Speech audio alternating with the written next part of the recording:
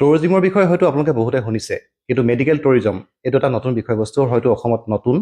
আৰু এই কনচেপ্টটো লৈ আহিছে এজন বিশেষ ব্যক্তি, মোৰ কাষত বহি আছে, তেওঁ হৈছে বিশ্বজিৎ চৰকাৰ। তেখেত হৈছে চেন্নাই মেডিকেল গাইডেন্স চেণ্টাৰৰ ফাউণ্ডাৰ হয়। আৰু চেন্নাই মেডিকেল গাইডেন্স চেণ্টাৰ প্ৰকৃততে কি হয় বা মেডিকেল টুৰিজমটো প্ৰকৃততে কি হয়, মই তেওঁৰ বিষয়ে জানিব বিচাৰিম। আপুনি আমাৰ দৰ্শক যদি অলপ জনাই দিয়ে। হয়, মই Biswajit Sarkar, founder of Chennai medical guidance center private limited. Actually Chennai medical guidance চেণ্টাৰটো এটা মেডিকেল টুৰিজম, আৰু বহুতে জানে মেডিকেল টুৰিজমৰ বিষয়ত, আৰু বহুতে নাজানেও, তেনেকুৱাও মানুহ আছে যে বহুতে নাজানে। মেডিকেল টুৰিজম এতিয়া আমি ট্যুৰ এণ্ড ট্ৰেভেলছ বুলি ক'লে আমি চবে গম পাওঁ যে তাতে টিকেট, হোটেল বুকিং বা ফুৰিব যাবৰ কাৰণে যোনটো আমি প্ৰয়োজন হয় ট্ৰেভেল এজেঞ্চিত যাবৰ কাৰণে, তো এইটোক ট্ৰেভেল এজেঞ্চি বুলি কয়। কিন্তু মেডিকেল টুৰিজমটো হৈ গ'ল তেনেকুৱা যে কি মেডিকেলত যাবৰ কাৰণে, হস্পিটেলত যাবৰ কাৰণে পেচেণ্টসকলৰ এটা বিশেষ এটা কনচালটেঞ্চিৰ প্ৰয়োজন হয়, যে কি মই কোনখন হস্পিটেলত যাম, কোন ডক্টৰ মোৰ এই ট্ৰিটমেণ্টৰ কাৰণে বেষ্ট হ'ব। সেইবাবে আমি এটা মেডিকেল টুৰিজম ষ্টাৰ্ট কৰিছোঁ, য'ত পেচেণ্টে আমাৰ লগত কনচাল্ট কৰিব পাৰে। যদি কিবা প্ৰব্লেম থাকে, প্ৰব্লেমৰ কাৰণে বাহিৰত যাব বিচাৰে, কিন্তু ভাবে যে কিমান টকা খৰচ হ'ব। মেইন মানুহৰ এটাই কুৱেশ্যন থাকে, মই অসমৰ বাহিৰত মই ট্ৰিটমেণ্টৰ কাৰণে যাম, কিন্তু মোৰ কিমান টকা খৰচ হ'ব। তো পেচেণ্টটো দুই ধৰণৰ থাকে। এক ধৰণৰ পেচেণ্টৰ ফাইনেন্সিয়েল কোনো ধৰণৰ প্ৰব্লেম নাথাকে, এখেতসকলে নেটত চাৰ্চ কৰি যিকোনো জেগাত গৈ আছে, বা তেখেতৰ কাৰণে কোনো প্ৰব্লেমো নহয়। কিছুমান পেচেণ্ট এনেকুৱা আছে যে ফাইনেন্সিয়েলৰ কাৰণে ফাৰ্ষ্ট ষ্টেজৰ ট্ৰিটমেণ্টখিনি ল'বও পৰা নাই, তো তেনেকুৱা থাকোঁতে থাকোঁতে ৱেটিং কৰোঁতে কৰোঁতে এটা থাৰ্ড ষ্টেজ, ফ'ৰ্থ ষ্টেজত আহি যায়।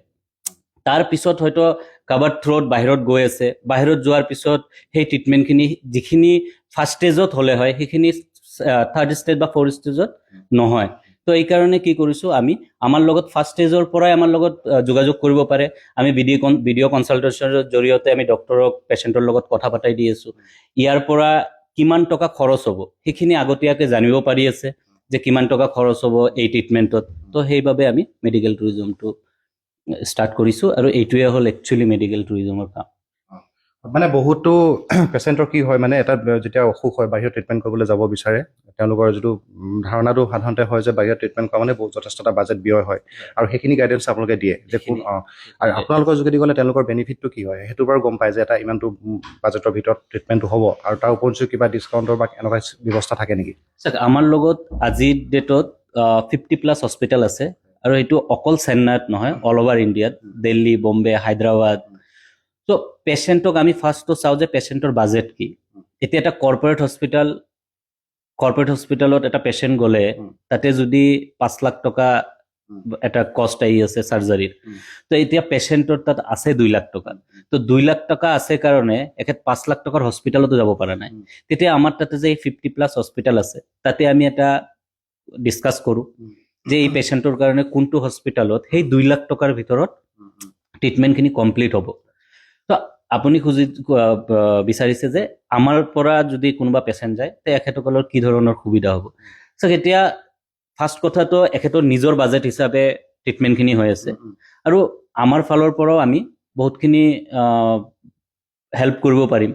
যেনেকুৱা এটা ডিছকাউণ্ট এটা আমি প্ৰভাইড কৰিব পাৰিম, যে 5 লাখৰ পৰা 2 লাখততো আহিলেই ট্ৰিটমেণ্টখিনি, তাৰ পিছতো এডিশ্যনেল আমাৰ তাত কিছুমান হেৰি থাকে যে আমি আৰু ডিছকাউণ্ট এখেতসকলক দিব পাৰিম।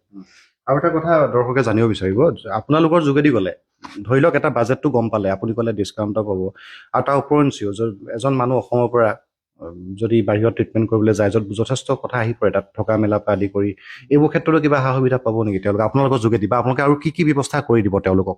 হয়, চেন্নাই মেডিকেল গাইডেন্স চেণ্টাৰে যিখিনি ছাৰ্ভিচ প্ৰভাইড কৰি আছে, ফাৰ্ষ্টটো ডক্টৰ এপইণ্টমেণ্ট, চাৰ্জাৰী কোঅৰ্ডিনেটৰ, এজন ডেডিকেটেড আমি গাইড প্ৰভাইড ডিছচাৰ্জলৈ পেচেণ্টৰ লগত থাকে, তাৰে লগত flight ticket booking, train ticket booking, hotel booking, fooding, গোটেইখিনি আমি এৰেঞ্জ কৰি দিওঁ। সকলো আপোনালোকৰ যোগেদি যোগাযোগ কৰিলে সকলোখিনি হৈ যাব। মাত্ৰ পেচেণ্ট গৈ এডমিট কৰাবগৈ লাগে আৰু তেনেকুৱা হয়। খুব ভাল কথা এইটো, আচলতে এইটো নতুন কনচেপ্ট এটা, হয়তো আমিও পূৰ্বতে শুনা নাছিলোঁ।